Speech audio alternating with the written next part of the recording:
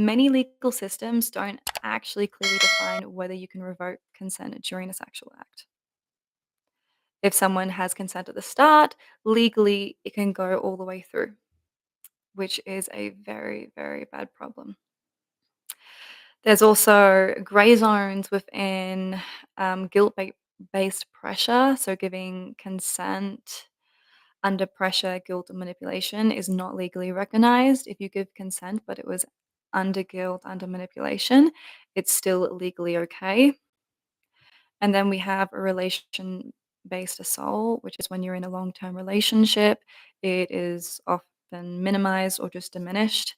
And these relationships can be within families, can be a partner, and can be a friend as well. And then we have a growing problem, which isn't talked about enough, and it's tech abuse. So, cyber talking, location tracking, stuff like air tags. And then there is sharing nudes or what is it? Revenge porn, I think is it called. And these are not legalized or have any laws around it in most countries these days. And then there is the last one, which is very important, which many women struggle with. I work through with women a lot of the time, which is the freeze response. We have the fight, we have the flight, or we have moments where we freeze, where we're blank, we're numb, and we shut down. And so these people who go into these freeze moments, they don't really fight back. It looks like they're not really taking anything seriously, but according to the law, it's not real resistance, so it doesn't count. Oh, thank you, Mary. It's a very good question.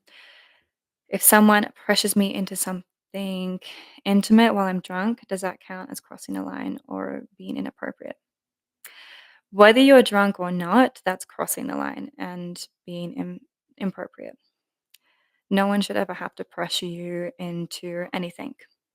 But the problem is that the more intoxicated we are under any sort of substance, the more likely we are to say yes. And that's something I'm going to go into soon is the power of the no and how to say that. But yes, if someone's pressuring you while you're drunk, that is crossing the line and being inappropriate. Someone shouldn't have to pressure someone into anything. Someone is able to invite you or welcome you, but the instant that it becomes pressure, it's crossing the line.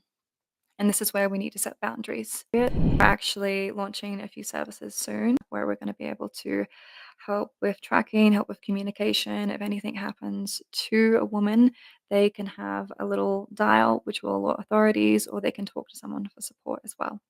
It's something that we're looking into the future because honestly, the thing that we need these days is speed.